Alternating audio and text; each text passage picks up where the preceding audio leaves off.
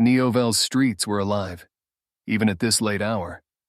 Neon lights danced over puddles, casting colorful reflections that made the rain-soaked city look like an artist's frenzied palette.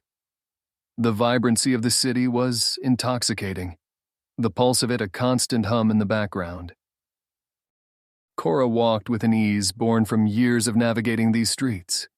Her hood was pulled up, shielding her face from the drizzle and the prying eyes of the occasional passerby.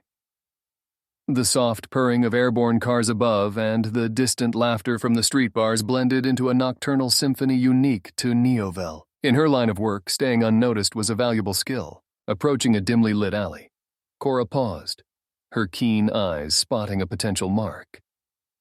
A man, slightly disheveled from what seemed like a night of indulgence, was leaning against a wall, eyes fluttering closed. She approached cautiously, activating the small bracelet-like device on her wrist. A dream catcher. Easy pick, she whispered to herself, inching closer. As she extended her hand, there was a soft, mesmerizing glow emanating from the man. The dream catcher vibrated gently, indicating the extraction process. But this time, something was different. Instead of the familiar blue hue that represented most dreams, a cascade of shimmering gold flowed from the man into her device. And then, a sound. A lullaby. So hauntingly beautiful it felt like the notes were not just heard, but asterisk felt. Asterisk, Cora gasped, yanking her hand back. The man stirred but remained asleep, oblivious to the wonder he'd just unknowingly shared. "Hey," came a voice, snapping Cora back to reality. "You okay there?" She turned, finding herself face to face with the street vendor, an old woman with wrinkles mapping stories on her face. "You look like you've seen a ghost," she added, peering at Cora with curiosity. Cora hesitated.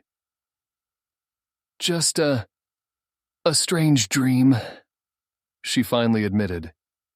She didn't know why she was telling a stranger, but the lullaby's resonance still echoed in her bones, urging her to share. The old woman leaned closer. "Not just any dream, I wager. Some say there are dreams that hold the fabric of our universe together. Be careful with such power." Cora blinked, trying to process the weight of the woman's words.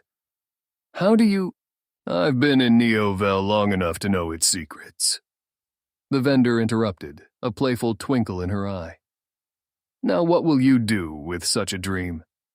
Cora hesitated, glancing at the dream catcher. The golden glow pulsed softly, as if the dream was alive, waiting to be explored. "Find its origin," she said with newfound determination. "Understand its story." The old woman nodded, offering a knowing smile. "Neovel is full of mysteries, but remember, some dreams choose their dreamers. Tread cautiously." Cora nodded, her mind whirling with thoughts and questions.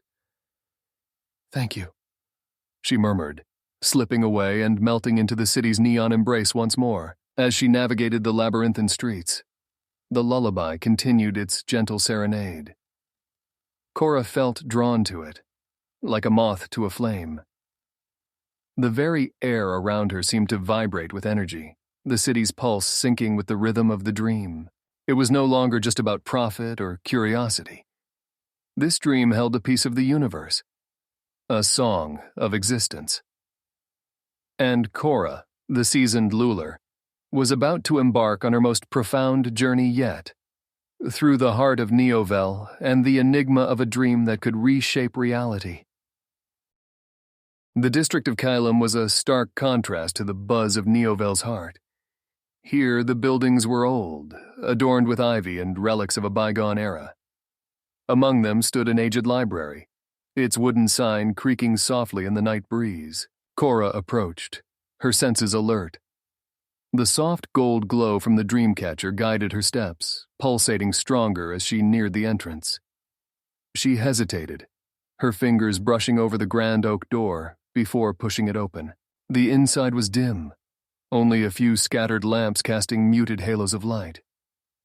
Rows upon rows of books, their spines a testament to time and stories untold. And there, amidst a maze of shelves, stood a figure. He looked up, his eyes, a deep shade of emerald, narrowing slightly as they met Cora's. "Can I help you?" The voice was calm, but she could detect an underlying edge to it. I think you can," Cora began, revealing the softly glowing dreamcatcher. Recognition flashed across Eli's face, and he took a step back. "Where did you get that?" Cora sensed his apprehension. "From a dream," she replied cautiously. "One unlike any I've ever encountered. A lullaby that feels like a memory from another world." Eli's gaze softened, the walls he'd built momentarily crumbling. "That dream. It's a piece of my past. A fragment of a world long lost." Before Cora could respond, a crash echoed through the library. The grand oak door splintered as corporate agents clad in black stormed in. "Eli, hand over the dream!" one bellowed. Without thinking, Eli grabbed Cora's hand, pulling her behind a concealed door in the bookshelf. The dimness gave way to a network of tunnels, the labyrinthine underbelly of Calum.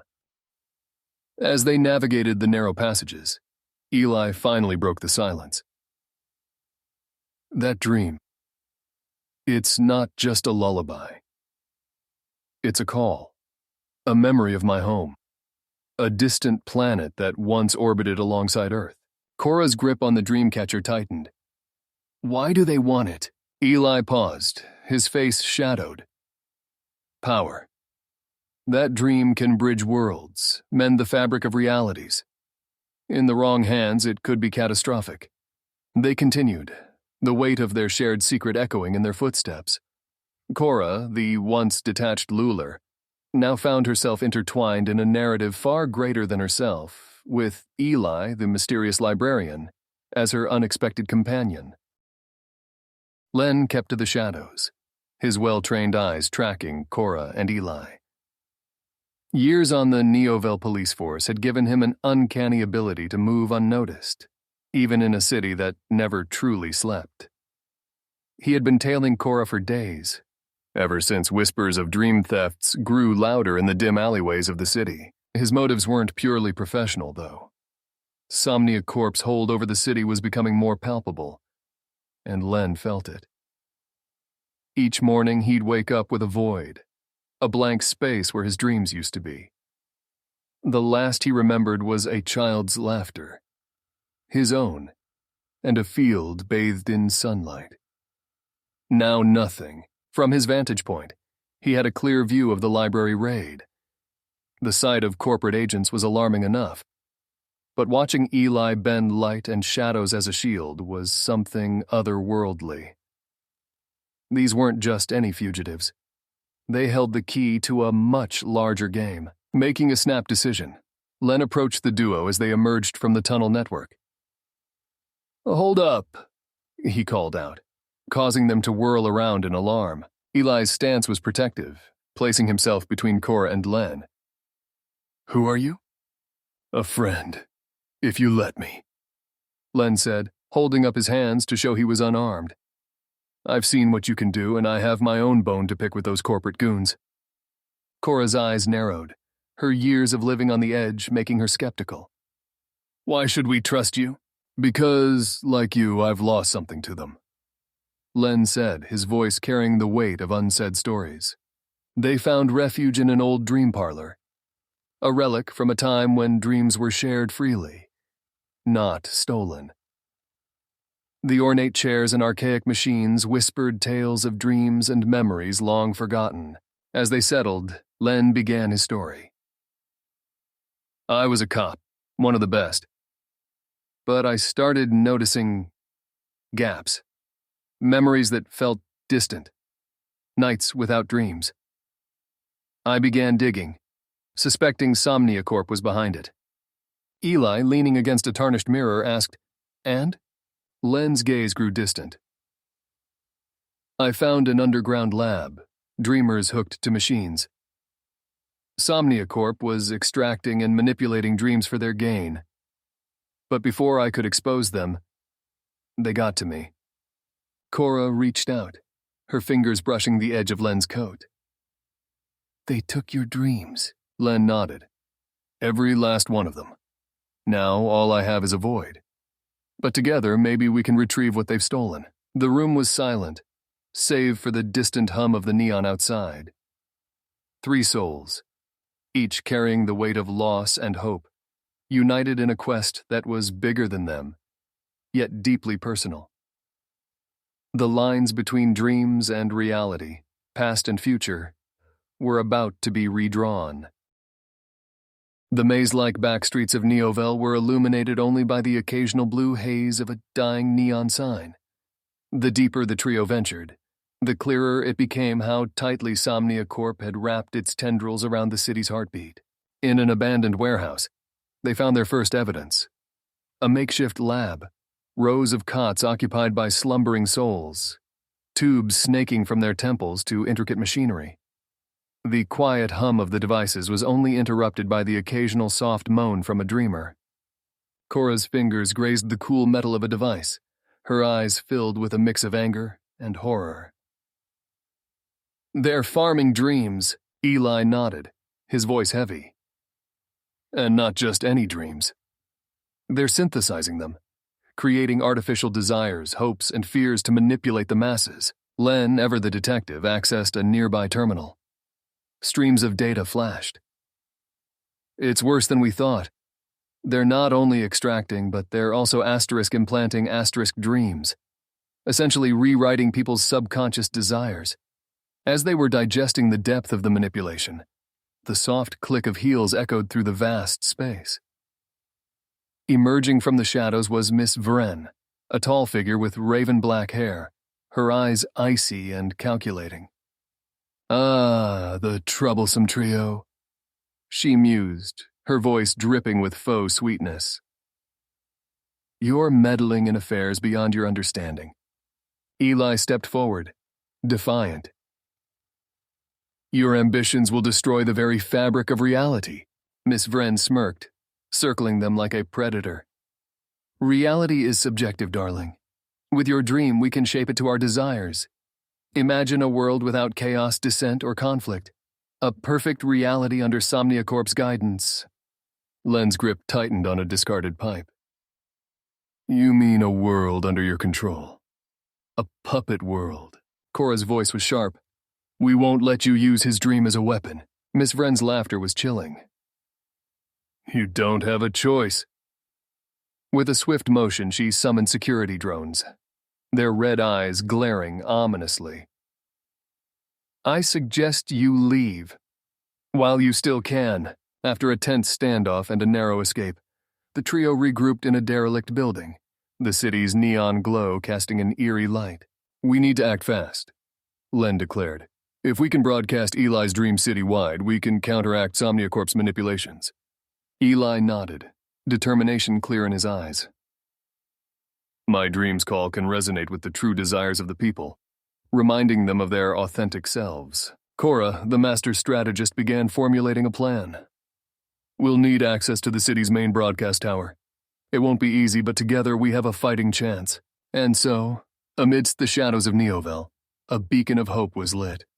The battle for reality had just begun. The sleek, monolithic structure of Somnia Corp's central tower loomed ahead, its cold exterior reflecting the neon lights of Neoville. This was it. The epicenter of the city's control and the location of their final showdown. As they approached, the defenses activated. Security drones swarmed, their red eyes fixated on the trio. Len, with his keen strategic mind, tossed EMP grenades, temporarily disabling the mechanical menaces. They forged ahead, battling past corporate guards and hacking through layers of digital security. In the tower's vast atrium, Miss Vren awaited, a smug satisfaction evident on her face. You truly believed you could defy Somnia Corp? She sneered, her voice echoing in the cold marble expanse. Eli stepped forward, the weight of his alien heritage and the power of his dream evident in his stance. "It's not just us you're fighting," he declared. "It's the will of every soul you've tried to control." The ensuing battle was intense. Lasers flashed, the hum of drones filled the air, and the resonant clang of metal echoed with each clash. In the chaos, Cora, utilizing her luller skills, began interfacing with the tower's broadcast system. The soft strains of the dream lullaby began to emerge, faint at first, then stronger and more persistent. As the lullaby played, the city reacted. Windows lit up, doors opened, and the people of Neovel stepped out, their eyes glazed but slowly clearing. Memories, long suppressed, resurfaced. Memories of green fields, azure skies, and a peaceful coexistence with beings like Eli. Miss Vren's troops, hearing the lullaby, began to falter. Some dropped their weapons, tears streaming down their faces, while others simply sat, lost in reverie. Miss Vren, though defiant, was now clearly outnumbered and overwhelmed. With a final bitter glare at the trio, she activated her escape pod, its sleek design whisking her away into the night sky. "This isn't over." Her voice crackled over the tower's intercom, but for now, at least, the immediate threat was quelled. The city square came alive, not with the cold, artificial glow of neon, but with the warm, golden light of shared memories.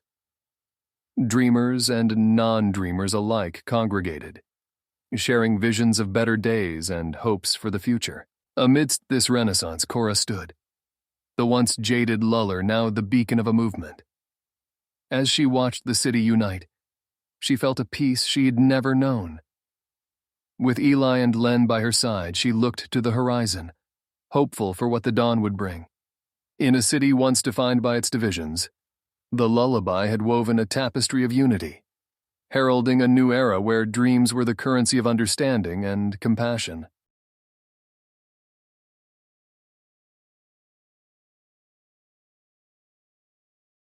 Thank you very much for listening. Please leave a like if you enjoyed this story. Subscribe if you loved it.